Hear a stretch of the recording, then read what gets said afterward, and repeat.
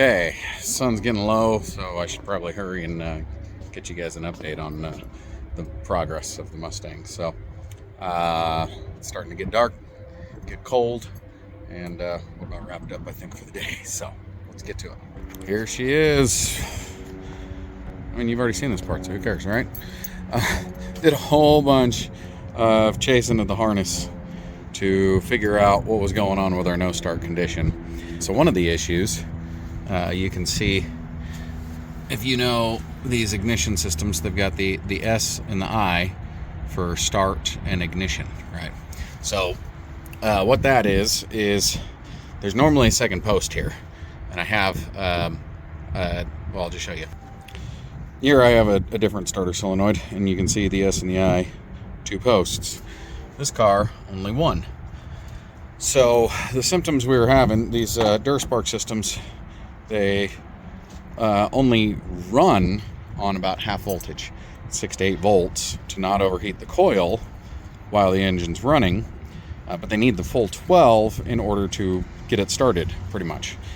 And a lot of times you've got a starter relay like this, and that will send a bypass signal to the coil at startup.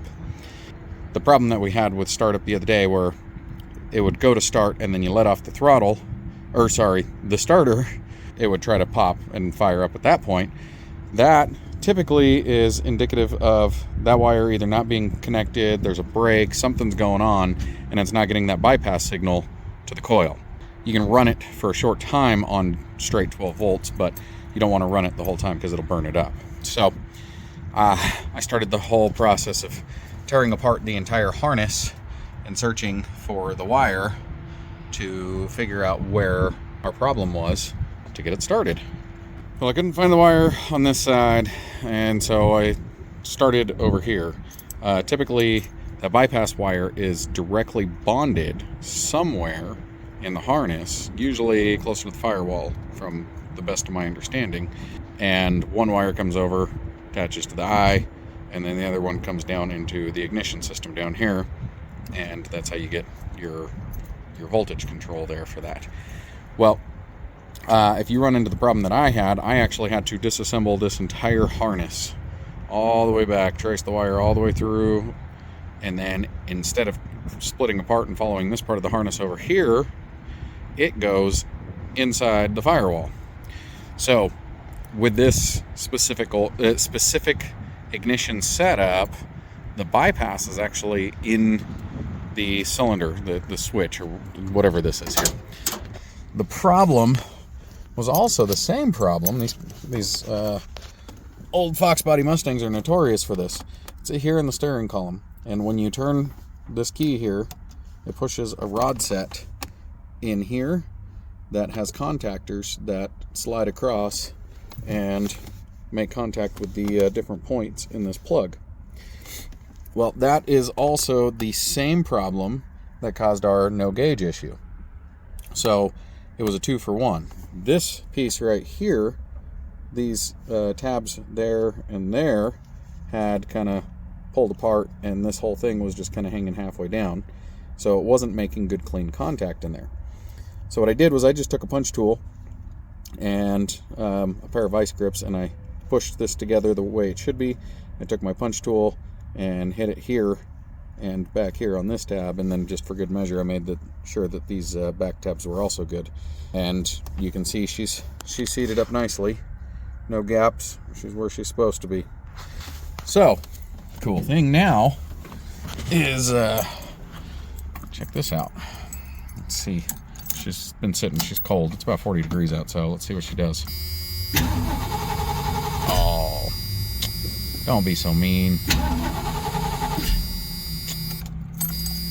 She's gonna make me look like a fool. Now she's... Okay, maybe we didn't solve the problem. I got a short on the channel where she fired right up and everything. Okay. Well, maybe we got some more gremlins to chase, but...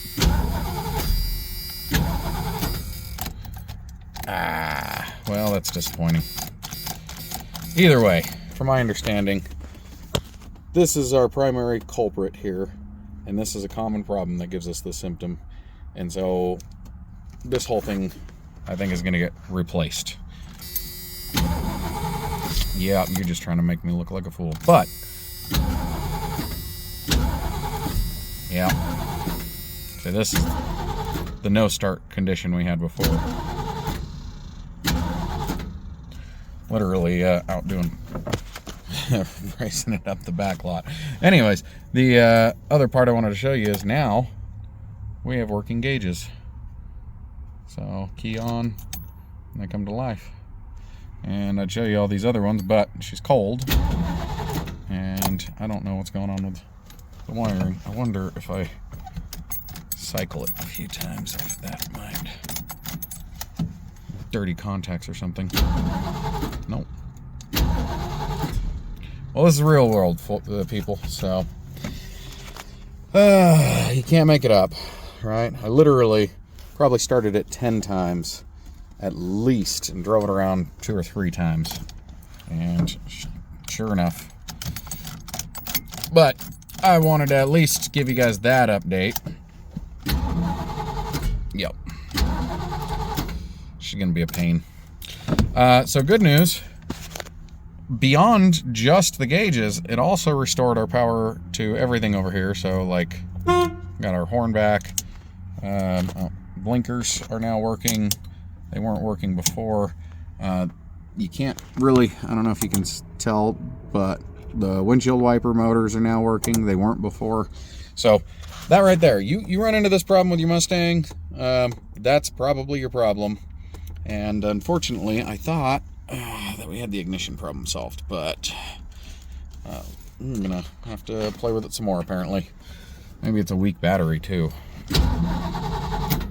Yeah. All right, well, that's the general update. All right, guys, well, this is real world. That's why it's called test and tune, right? So, yeah. It's right when you think you got something figured out is when she's gonna just punch you right in the face and prove to you that you don't, isn't it? So, that's why you don't count your chickens before they've hatched, right? So, all right, well, it was exciting. I got a lot of good drives in. You can go see them on the shorts. I guess we'll be back at it again tomorrow, and oh man, I'm gonna go in and do a little more research, I think, see if I can figure it out, because it's frustrating. Like, I thought it was, you know, the more they think about it, the symptoms still line up with that switch, and there is like a resistor bypass thing, and I'm wondering, I don't know, we'll play with it, because if it turns out that the problem is still existing in that switch, then I don't know, maybe I'll try just taking it apart and seeing what we got going in there and make sure we can properly diagnose it, you know. And I mean, it's also a possibility that the battery could be a little low. I checked it, we had good charge alternator, but this battery is old and weak and worn out, and I only get a handful of really good cranks on it before she's starting to die out. So it could be just a low power issue. I don't know, we'll dive into it more. I'll keep you guys updated, and we'll continue on with the posts. But yeah, like, she was a ripper. She break them loose quick and easy. She don't care. So one of the next steps is we're gonna have to once she's running reliably, we're gonna have to go through the brakes, because they're definitely a little soft, not what they should be, lackluster.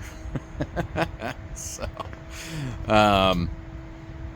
yeah, and then the rear end is making a little bit of a growling noise too, so I don't know, she might be out of fluid. So I didn't run her long or hard, but that's my next step was fluids, but I wanted her running reliably, so guess it's back to electrical for one more day. See what we find. All right, guys, like, comment, subscribe, whatever, you know, all the YouTube stuff, things, whatever. Let me know if you guys have any ideas, suggestions, anything like that. Go ahead and drop them in the comments below. Take care, guys. Love y'all.